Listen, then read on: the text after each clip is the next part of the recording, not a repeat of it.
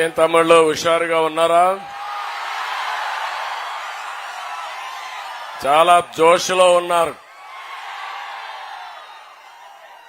ఈరోజు అటు చూస్తే తెలుగు తమ్ముళ్ళు, ఇటు చూస్తే జన సైనికులు, ఇంకొక వైపు బీజేపీ కార్యకర్తలు, ఎటు చూసినా జనమే జనం, ప్రభంజనం.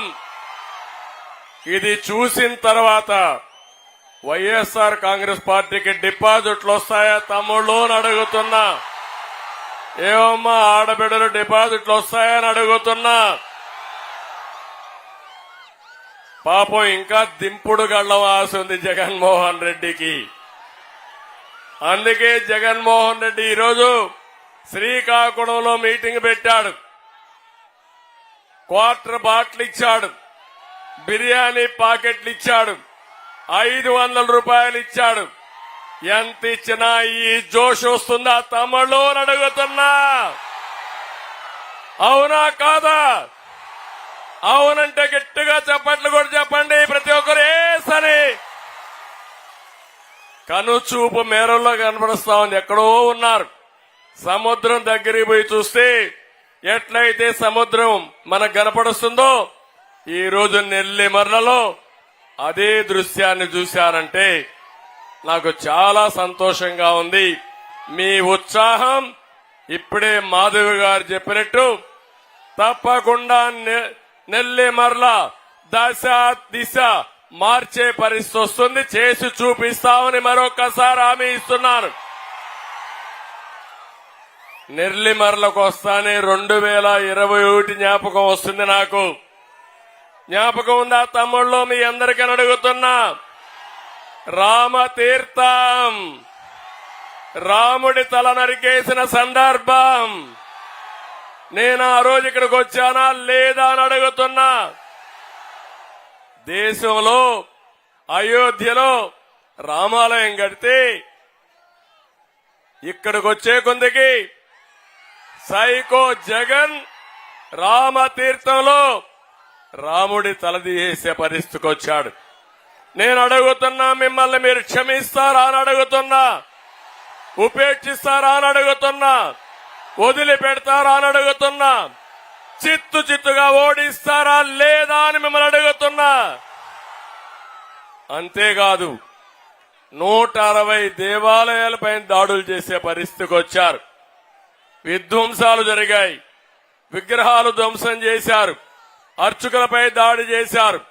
ఎప్పుడు కూడా తెలుగుదేశం పార్టీ హయాంలో ఎక్కడ కూడా ప్రార్థనాలయాలపైన దాడి జరగలేదు. అలాంటి దుర్మార్గం జరిగింది.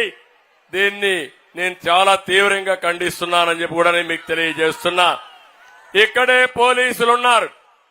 ముఖ్యమంత్రిని ఒక్క మాట విమర్శిస్తే గోడలు దూకొచ్చి మనల్ని అరెస్ట్ చేస్తారు. దేవుడి తల తీసేస్తే వీరేమి మాట్లాడరు.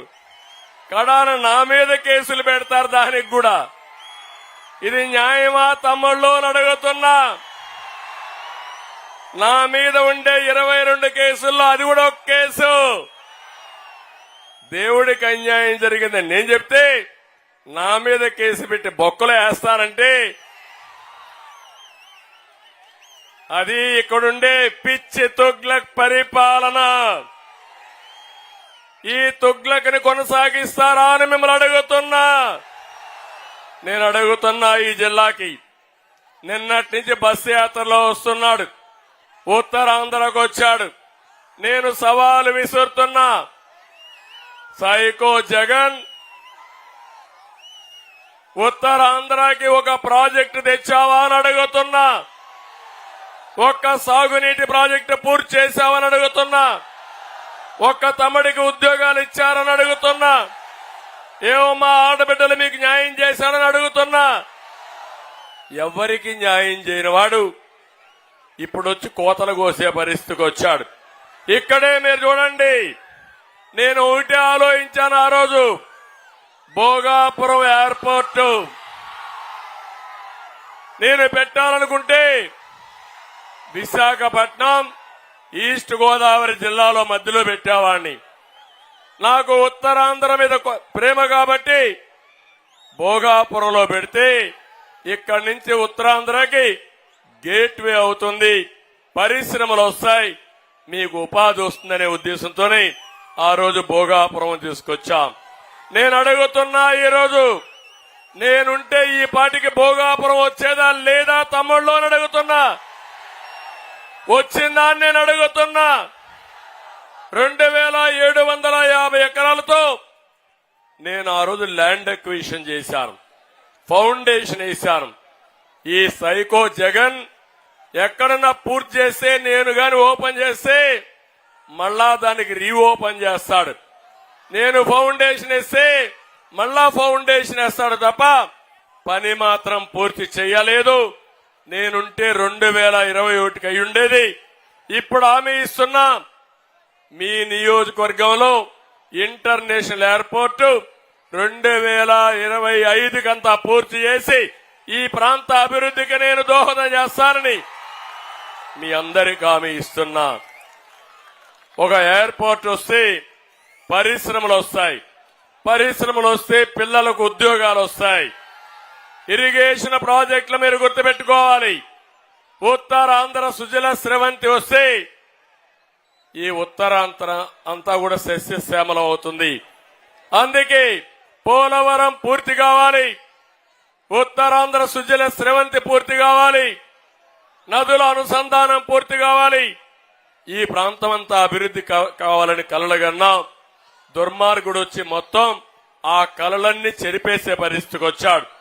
ఈ రోజు ఒక విషయం మీరు చూడండి, ఏ ముఖ్యమంత్రి అయినా సరే అధికారం ఇస్తే ప్రజలకు మంచి చేయాలనుకుంటారు, అవునా కాదా తమ్ముళ్ళు అని అడుగుతున్నా. ఇతనికి అహంకారం, విధ్వంసం, దోపిడీకి లైసెన్స్ ఇచ్చారని ఆలోచిస్తున్నాడు. ఎంత ఎక్కిందంటే కొవ్వు, ఒళ్ళంతా కొవ్వెక్కిపోయి ఇష్టానుసారంగా ప్రవర్తించే పరిస్థితికి వచ్చాడు. అంటే ప్రతి ఒక్కరూ ఆయన కింద బానిసలుగా బతకాలి. ఈరోజు నేను ఒకటి అడుగుతున్నా మిమ్మల్ని, పవర్ స్టార్ పవన్ కళ్యాణ్ గారు ఈ రాష్ట్ర ప్రయోజనాల కోసం వచ్చిన వ్యక్తి.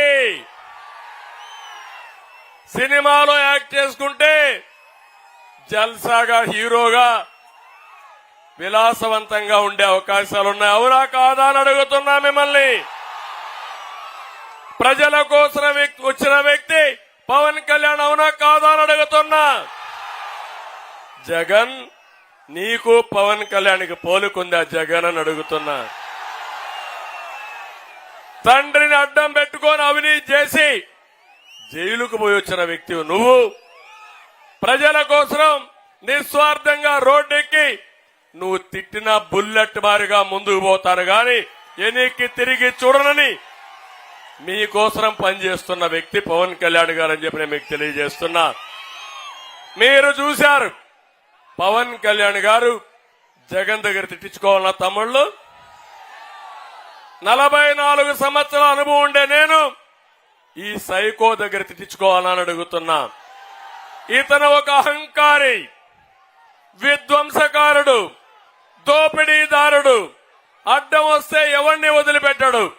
కానీ మేమిద్దరం మాత్రం ఇతన్ని చిత్తుగా ఓడించి ఆ పార్టీని భూస్థాపితం చేసే వరకు వదిలిపెట్టవని ఈ నెల్లిమర్ల సభలో శపథం చేస్తున్నానని చెప్పి కూడా నేను మీకు తెలియజేస్తున్నా. ఇంకో పక్క ఒక మాట అంటున్నాడు, అందరూ కలిసి వస్తున్నారు, నేను ఏకైకగా వస్తున్నా, నేను సింహలాగా వస్తున్నానని. కానీ తమ్ముళ్ళు, అహంకారంతో వస్తున్నావు, అవినీతి డబ్బులతో వస్తున్నావు, ఇంకో పక్క బందిపోటుగా తయారయ్యావు, ఎక్కడికక్కడ దోపిడీ చేస్తున్నావు. నీలాంటి బందిపోట్లని అంతం చేయాలంటే ప్రజలందరూ ఒకటి కావాలన్నా లేదా తమ్ముళ్ళు అని అడుగుతున్నా. మంచి వాళ్ళందరూ ఒకటి కావాలన్నా లేదా అని మిమ్మల్ని అడుగుతున్నా. అలాంటి బందిపోటుని ఈ రాష్ట్రం నుంచి తరిమి కొట్టడానికి మీరు సిద్ధమా అని మిమ్మల్ని అడుగుతున్నా. సిద్ధమైతే గట్టిగా చప్పట్లు కూడా చెప్పండి, మేము సిద్ధమని.